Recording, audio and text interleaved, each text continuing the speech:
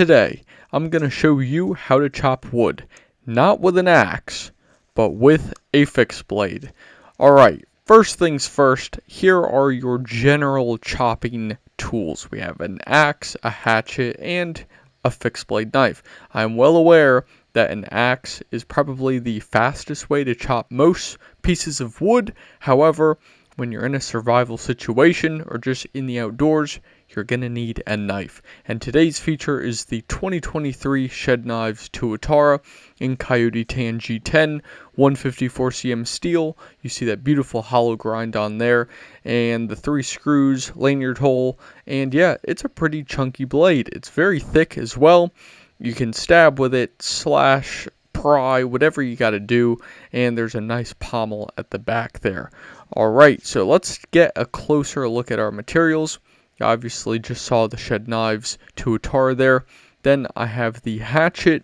This is by Buck. I don't know the exact name, but it's got a wood set of scales there. And then here's the axe. Not much to it. Let's get into the site survey. What we are looking for is a nice flat surface to chop our wood and to split the wood on. We're dealing with a fixed blade, which means the blade's going to be very close to us, so we do not want to slip down, and you see that little stream there, so we need a nice flat area.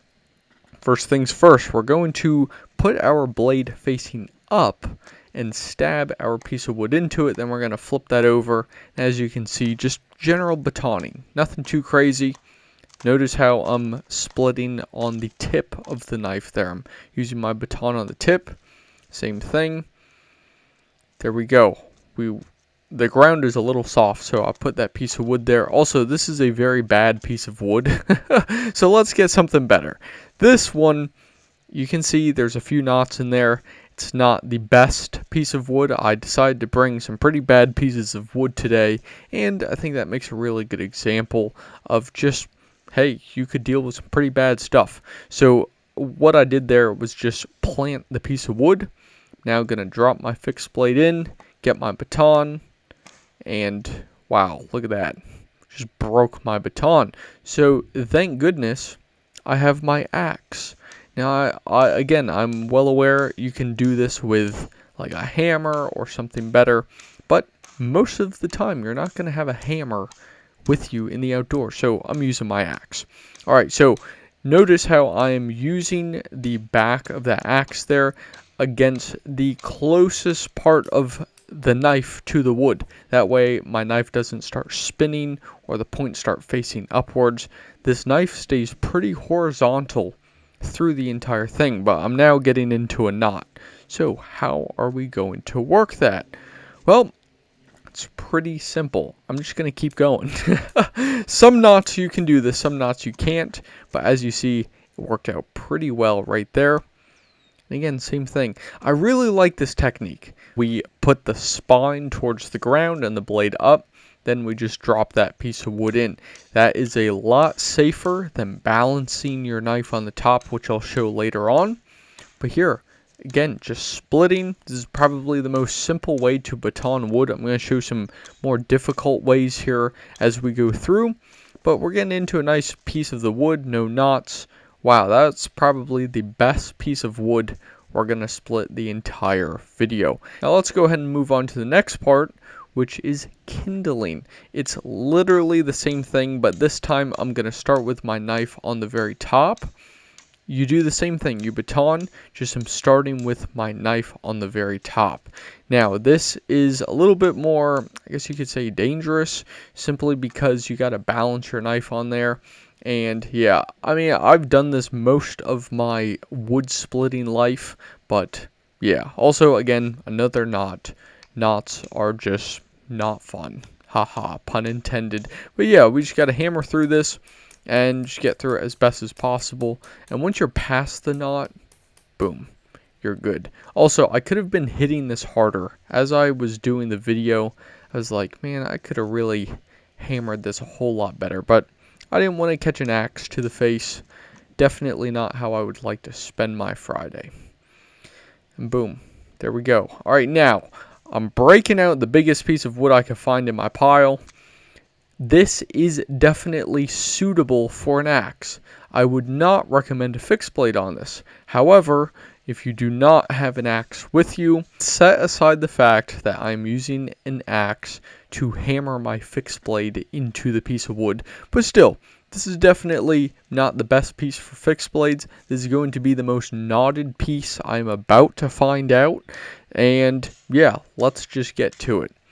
So I'm starting with enough material on the outside of the piece of wood so I can hammer in. I can have good control of the handle. And then later on, I'll come in through the other side. And that way I can split both. But guess what? We're stuck. I didn't think we'd get stuck that fast. But first thing, we're going to try and pull it out with our hand. Nope. Now we're going to push it and just try and get it out with hand force. That's not working. So time to bring in the big tools and hammer it out. Always think, here's a pro tip. Always think about how your blade could flip out of that wood. So I'm not going too crazy with it. Again, when I can use my hand, I'll use my hand. But when I need to use a tool, I'll use a tool. So just, you want to be careful with that. Always try and keep a point of contact on the knife or whatever blade you're working with. That way it doesn't fling out and catch you. Now, just like I said, I'm going to go to the other side of this piece of wood now. And same thing, keep a little bit of the blade in the wood, a little bit out. That way we can hammer all the way down, or at least as far as possible. And I sped this up because otherwise you guys would be watching me just deal with knots for a very long time. But persistence, that's what I would label this. So same thing, I'm going to try and get this knife out best way possible. And I noticed that pommel, having a little bit of a flat spot on the pommel, definitely helps. Not a lot of knives have a pommel like that with the angle on there, and I'm glad all of the shedknives models do. The 2024 models that are going to be dropping soon, those will have that slight little angle on there as well, so definitely helps out. Alright, now moving on to our next technique. All I did was plant the knife into the crevice I've already made, and then I just hammered as far as possible. You would get a whole lot farther if you had less knots in the wood. Now, because I have so many knots, I barely made it anywhere. So, yeah, also this is a bit of a torture test as well. I'm going through this and I'm thinking, man, this is really kind of like beating up the knife. We're hitting it with metal, we're chopping through all sorts of knots, and yeah, but it's doing a pretty good job. I gotta say, it's doing very good. And a lot of people think flat grinds are better with this. Hollow grinds are not the best. Well, guess what? This hollow grind is doing fantastic with splitting right through, and you'll see that at the end of the video when we do the paper test. But again, like I said, just wiggling this through and just take your time with it. That's another key step. Just take your time. Wear the proper safety equipment. You know, that's it. All right, okay, here we go. Here we go. And I guess we broke it. Here we are. We split the piece of wood. You could take the hard route, use a fixed blade. But let's do the paper test. Here I have just a nice piece of notebook paper. It tore a little bit at first, but wow, look at how sharp that is. And the only reason it tore is because I caught that sharpening choil. But yeah, here is the 2023 Shedknives Tuatara post chopping. What do you think? Let me know down in the comments. These scales are actually really nice. They held on very good. I know some other brands have some issues with the scales like popping off, sliding around, but these look really good. I'm impressed. And yeah, it was nice to chop with the Tuatara. So really impressed. Just got to clean it up now. You know, care and maintenance, all that stuff. And last thing, my friends, I encourage you to leave no trace. When you're doing anything in the outdoors, you're probably going to leave a mess. So just clean up after yourself. Alright, my friends, well, this brings me to the end of the video. If you like knives, go ahead, hit that subscribe, go to shedknives.com, and I'll see you guys in the next one.